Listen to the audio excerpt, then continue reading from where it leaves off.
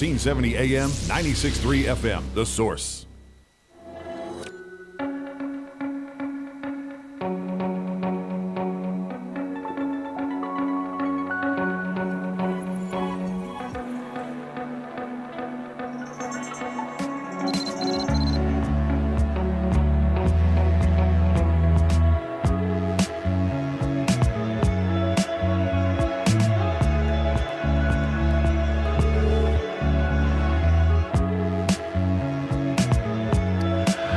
All right, 5 minutes after 11 o'clock. Thank you for tuning in. If you are going to have a radio show or write a book and you're going to speak about any candidate, I was going to say Trump, but any candidate, really, be prepared to have a divided audience. Cece Ferrari is on the phone. Her book is called Trump, Divine Intervention or Not, How Today's Political Shakeup is Forcing All Americans to See Their Own Hypocrisy. I can even give you an example of one that I witnessed yesterday. Cece, listen to these credentials. She is a former Miami Metro-Dade police officer. Holy cow. There are other questions besides what the book might cover that I would love to ask her. She's a radio personality, so she does what we do, Robin. She's a transformational speaker.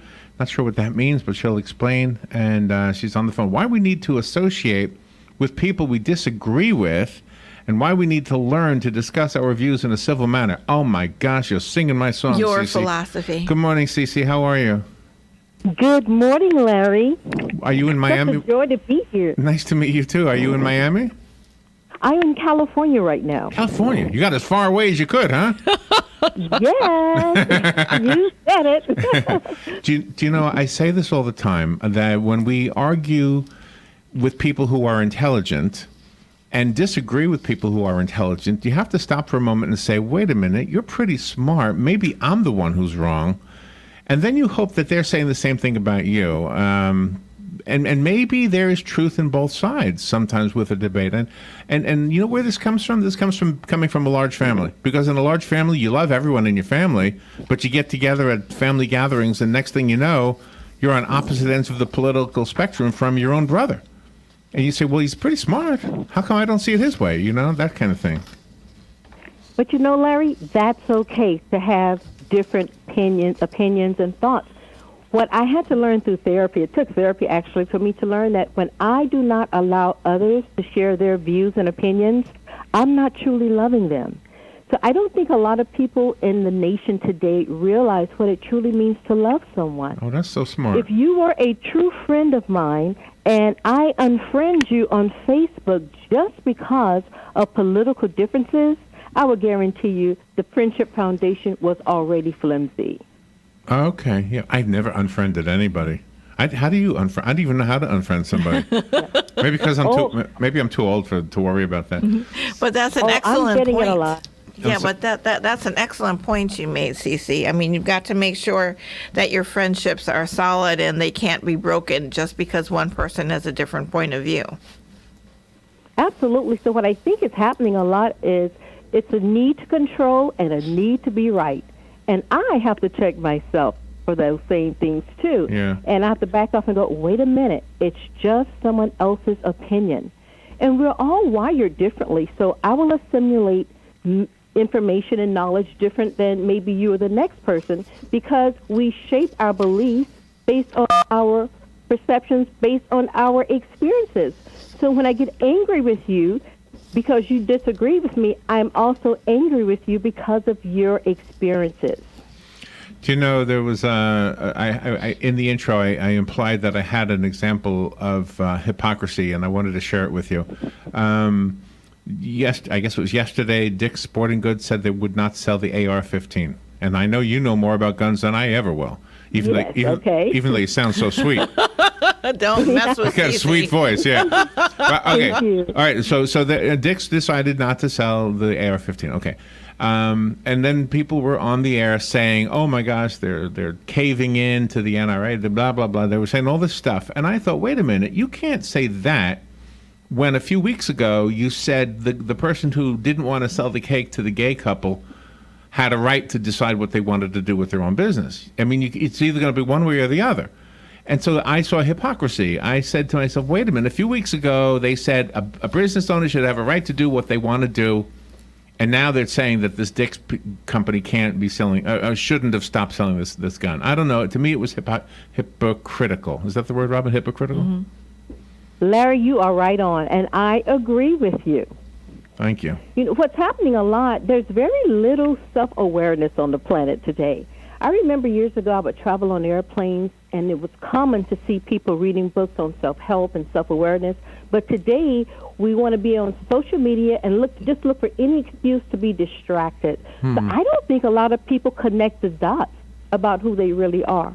I like to have a reflection every night before I go to bed and think about how could I have done something better earlier, or was I a good listener today? But I don't think most people do that. When you have reflection, you begin to have more self-awareness. But what we do today, now Trump is the one everyone condemns, but we don't want to see the Trump in us. So I just wrote a speech called See the Trump in You. And Trump is just a big mirror of who we all are. Well, as far as the man goes, he is very much a negotiator, which means that he's hoping you'll change your mind, but he also does allow himself to change his mind. I mean, just yesterday he said something almost contrary to what he said a few days earlier regarding the NRA. Whether you like them or not, I'm just pointing out the differences. And I don't know that that's necessarily being hypocritical. It might be. I don't know. But it sounds more like a guy who was listening to reason and changed his mind. I agree. By the way, he is my favorite president so far. I knew he would do a good job, but I am really blown away with how he's handling the White House. Is he perfect? No. Does he say everything the way that I feel he should? No. But I like the action that he's taking, and so far I think he's doing a good job on the stance with the NRA and with the guns.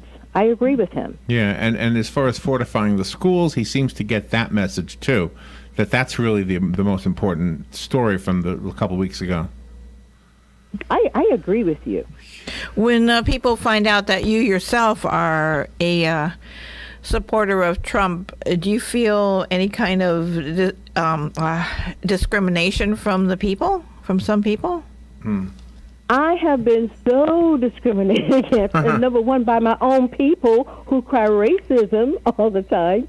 And I say to them, you said you don't like Trump because he discriminates, but you're discriminating against me. I've also gotten physical threats, too. Oh, my. Oh, yes. It's gotten from my own people. And I've gotten kicked off of Facebook.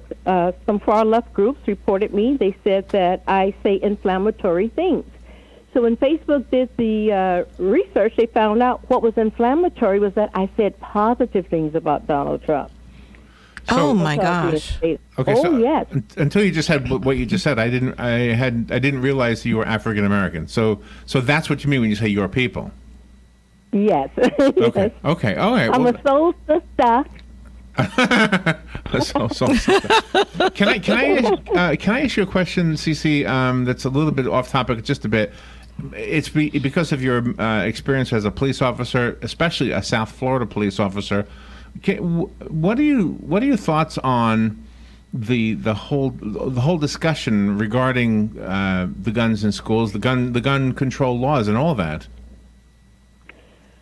Well, I am a big proponent of the Second Amendment. However, there is more evil in the world, and I think we're going to have to make some different choices than we did years ago. I would say it's like if I was married, my husband may cheat on me, but I'm not going to make it convenient for him. He's going to have to put extra work into finding it. It's not like I'll bring the hot babes into our home. I hear what you're saying. Do you know go ahead. I'm sorry. Yeah, so I do feel that raising the age to 21, I'm okay with that. And I do understand there may be some people who will get married at 18 to 20. However, we have to do something. I do agree that you should not be able to just walk into a store and buy an assault rifle. And at first I felt like, why do people living in the cities have to have an assault rifle? And I heard someone say, well, what about someone that lives in the wilderness? They would need that type of weapon for protection for large animals. So I'm okay with people having an assault rifle with a need, but I'm also aware that we do maybe need to raise the age. Now, granted, most of the mass killings have not been done by teenagers. So I think a lot of it is symbolic. Yeah. That we have to show that we're trying to do something as well. Yeah, and everybody I know who's in your league as far as understanding weapons has said pretty much the same thing. I have a brother, I was trying to tell you, that is a retired Air Force. He was in the Air Force career, and he was a military police officer in the Air Force as well. Clearly knows a little bit about guns and clearly supports the Second Amendment and exactly agrees with what you just said. The book is more than just about gun control. Talk about immigration a little bit. Illegal immigration, I guess, is more accurate. Okay. Well, growing up in inner cities and being a police officer, I actually saw the negatives of what illegal immigration has done to America. And let me say this first before I go deeper about illegal immigration. I love all races, and to me, an American is not just a black or white person. If you're a legal citizen, you are an American. It doesn't matter if you're Hispanic, you're from India, you're Europe. So that's not my issue. I actually feel that immigration is a beautiful thing, but it should be done the proper way. I remember back in the 80s, my black male relatives, they could not get jobs in construction because white males were dominating that profession because they made $20 to $25 an hour. So with illegal immigration, the wages for construction workers went down to $7 to $10 an hour. Oh, wow. So there's a high level now of unemployment in the black community with teenagers, and it is because illegal immigrant adults are doing the jobs at the fast food restaurants that teenagers would normally do. Yeah.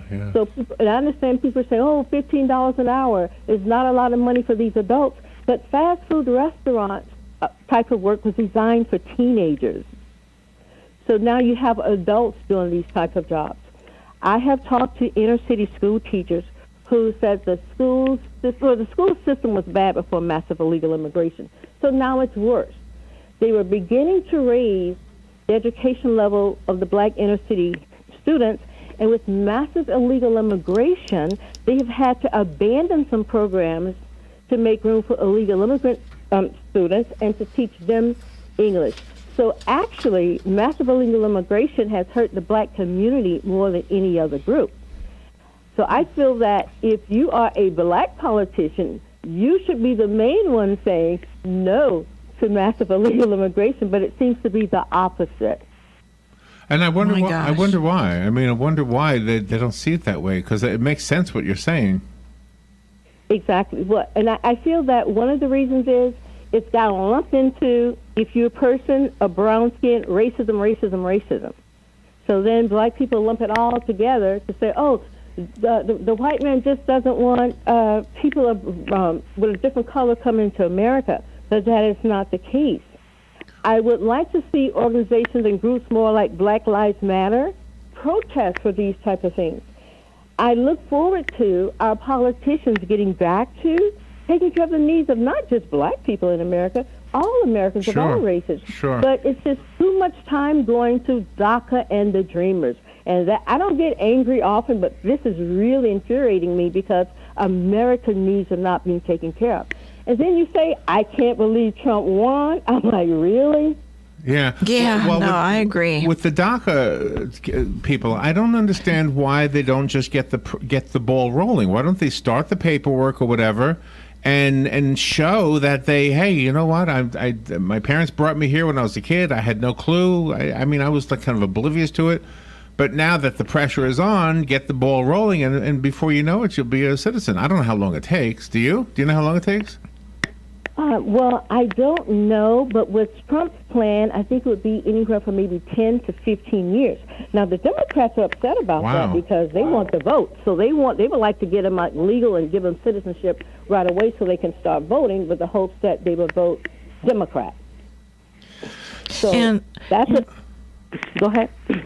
And that's so unfair because I believe that once a person is elected into office from the local level all the way up to the president, that they should just forget about their party and just come together and vote for the good of the people and forget about this party nonsense. Well, it's really about party line. That's really unfortunate because we're being left out. I'll give an example. Maxine Waters, she's the black congresswoman in California. Just about everything out of her mouth is impeach 45, impeach 45. And I'm thinking, before you impeach 45, go and ask this president for some funds for your poor community. President Trump has said he wants to help the inner city. I haven't heard presidents speak that way in many years, even Obama. And I ask black people all the time, I'm like, you're so proud that we had the black president, yes, and it was wonderful. But what did he do to help your community? And they can't tell me. Oh, So wow. Exactly. Just with President Trump's stance with illegal immigration and curbing it, that already has helped the black community more than anything that President Obama has done. You know, Trump is a man who comes from a construction background or a real estate background. And I think that is probably the reason I voted for him, is because he understands that we've got some pretty shabby looking infrastructure. LaGuardia Airport is the perfect example.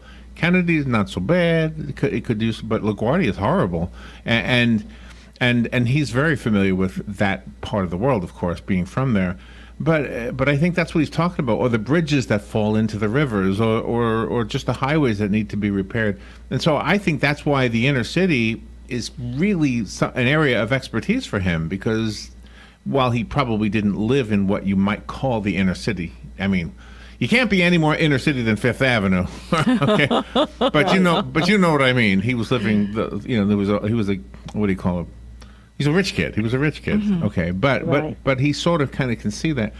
What is your thoughts on the because you're a former police officer, the idea that somehow the police are racist? Well, I don't know. A lot of people in America aren't aware that usually more white people are killed by the police every year. Now, I will say that the percentage of black people in America is far less. However, if the media would show all race people that are killed by the police every year, if they showed those stories, it will lessen that myth that only white police officers are killing black men. And that's what most people think of all races, because those stories aren't shown, because white people and other races don't burn down their neighborhoods when a white police officer kills someone of their race. So the news media, they want the excitement and the ratings with the writing. So I feel the media kind of pimps into it as well. As far as police officers being racist, I will honestly say when I was a police officer in Miami, probably maybe you had 2% bad cops. The majority were really good people, and they really did care about the community. The black police officers I worked with, we actually had less patience with the black community. We had it because we would see generations on the street corner, great-grandfather, grandfather, father, son, and it really infuriated us because we didn't think there was going to be any change, and we were just so over it. And often I would have a white police officer say to me, "CC, just be patient, have hope. Things may change." And I saw a lot of police officers truly give their heart to the black community. Something else a lot of people aren't aware of, people who live in the trailer parks, the white people live in the poor trailer parks, are treated poorly too. We rarely hear about their story. Yeah, you hit on something I've said many times. Discrimination may be racial in some people's experiences, but I think discrimination is mostly economical. The poor get treated worse than the people with money. It's clear all the time. Yes. And something else about racism, black people, white people, Asian people, Latino people are some of the most racist people. We are all racist. And I say that to black people all the time. I said, you know we're some of the most racist people. A lot of people are upset when they said Trump called Haiti a shithole. Now, in Miami, Right. however, I don't know if you're aware of this, but in Miami, black Americans treat Haitians awful. They look down upon them. The black men would say they would never have sex with a Haitian woman because they may lose their private part. So, wow. I mean, how do you get this? Cory Booker breaks down and cry because what Trump said about Haiti. I'm like, does he also cry about the way his own people treat the Haitians in Miami? So we're all guilty of it. Well, just to comment on saying things like that. If I were a bird on his shoulder or whatever to Donald Trump, I would say, you better not. What was the thing he said the other day that made me cringe too? He said, take away the guns from the mentally ill and then do due process. It was like, well, that didn't sound good, due process first, and then I think sometimes he speaks out of turn, but I think yes, he does. Yeah, and so that would be kind of like the thing he said with Billy Bush in the bus that they got on tape, and they dragged that through the news for a few months. You have such a passion, Cece, for others, and you really are very courageous in writing the story. What was your main motivation for writing this book and getting it out there? Because it's marvelous. Thank you. I had a coworker who, she's just the most, Mary's just the most wonderful person. She's spiritual. She loves the animals. She helps the homeless, and she helps the elderly, and she loved me. And she found out one day that I was a Trump supporter, and Mary turned into a nasty, mean woman to me. And I'm like, oh, my God. To this day, she won't speak to me. And I thought, wow.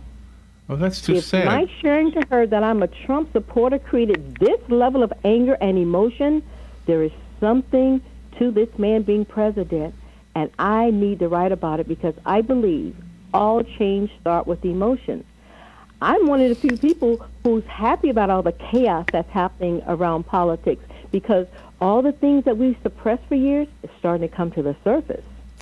So when people say, oh, go ahead. Well, I was just going to say this, that a lot of the things that people say aren't getting done were also not getting done during the Obama years. When people say we should have had a female president, they didn't want Carly Fiorina in there. So it's not about being female or it's not about being white. It's about them just disagreeing with that R or that D, whatever side they're on. They don't want the other side to have that title of president. Oh, Larry and my dear Robin, I can talk to you for hours about how Melania Trump and Ivanka are being treated. We talk about #MeToo. We talk about the sisterhood. And I tell you, I've shed some tears sometimes watching some stories in the media, the way these women are being treated by women who jumped onto the #MeToo program. I'm like, really? Now, good point. It really, really saddens me. And I say this to my sisters. Black women, we often refer to each other as the B word, the H word. Like, hey, B, what's up today? I'm like, no. If we're going to be part of #MeToo and be angry when a man calls us the B word, we cannot relate to each other That's this it. way. Absolutely. I watch women on reality TV shows. They physically fight each other, call each other the B and the H word, and then the next segment, they're having an event where they're breaking down crying because men have abused them emotionally and physically. They were battered women. I'm like, you just battered your sister. Yeah. So I know. There's a lot of hypocrisy. Look at The View. Oh, I love you. You're great. There's always a lady on The View that they don't like. They put one person in there that they hate. Yeah. I don't know the ladies' names because I only see little clips of it. But yeah. You mean Joy Behar? I think so. No, she's not the one they drag under the bus. It's usually the one who sits on the right side of the desk. Is it Meghan McCain? I don't know. I don't know their names, to be honest. The only one I know is Whoopi Goldberg, and I love Whoopi Goldberg, but she's very opinionated. Also, I would disagree with a lot of the things she says, but that doesn't mean I don't like her. Does that make sense? Right. Yeah, I really liked Whoopi, and I think she has a lot of wisdom. However, sometimes some of the comments that she's made about like the N-word, I felt a little different. She feels it's okay when black people say it because it was something that we were called, and she says that we've turned it around to mean a term of endearment, which I totally disagree because I feel that if I don't want you to call me a certain word, then I'm not going to continue to call me that word because I feed it and keep it alive. Black people are the only race of people who take pride in calling themselves the most degrading word, but how dare you, white man and white woman, say the same. Wow, you are really giving out some great information here. You really have a passion, and you should be more verbal and more in the public eye. I think people would listen to you and follow you. Thank you, Robin. I'm working on it. Now, however, I do have some good news for all of your listeners and for you too as well. I'm writing now a new book that's called My Letter to President Trump. And this book is beyond political affiliation. For me, like I said, my love for this great nation is greater than any hate for Trump or any politician. So I would write the same book if Hillary would have won the presidency because of the love for my nation. I was meditating one evening, and it came to me to write the book My Letter to President Trump, and the subtitle is Letters from Citizens Taking Responsibility to Help Make America Great Again. I'm encouraging children, adults from all races, whether you're Democrat, Republican, Independent, to submit a letter. And the best letters will be part of the book, and once the book is written, I will submit the book to President Trump. But I feel this would be a good idea to get us off of being just so negative and complaining about what's not working, and we need to look at what is working and what are you doing to help make the country a better place to live. We can't just depend on the politicians to make change. Wow. So before we say goodbye, can you give us a way for people to send you their letters? Yes, you can go to ccferrari.com, and the link is there for My Letter to President Trump. Okay, and CC spells her first name C-E-C-E. It's C-E-C-E, F as in Frank, E-R-R-A-R-I.com.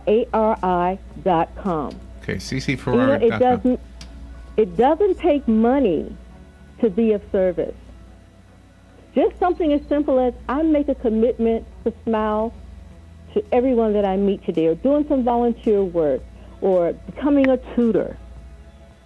One of my coworkers, what she said she's doing, she and her family, they stop at laundromats and put in coins for people to have their clothes washed and dried. Oh, there you go. How wonderful. That is a Yeah. good. That is a good idea. Yes, Gosh. absolutely. So I had to learn also years ago from one of my spiritual teachers is that when you focus on what is wrong and what's not right, that means that I don't have gratitude. I would say the biggest problem in our world today is the lack of gratitude. And we have lots to be thankful for in this country. Yes, we do. Cece, thank you for your service. Thank you for being on our show. Thank you for speaking so eloquently about something that a lot of people stumble over. I predict that this interview, when it goes on on YouTube, will get a lot of thumbs down and thumbs up. It's gonna get both. And you just picked a topic that I'm familiar with this. Some people hate you for no reason other than that you like somebody. So, and you already experienced that with somebody you really cared about. It sounds like. It's very difficult for me to get people to do marketing work. I've had agents not work for me.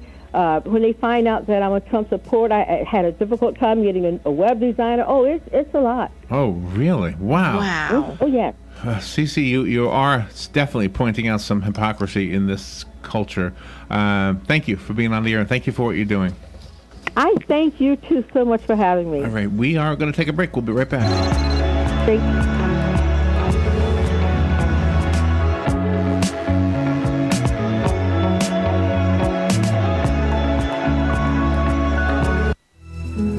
Hi, this is Simon Amir with Grand Oaks Dental Care. Join me this coming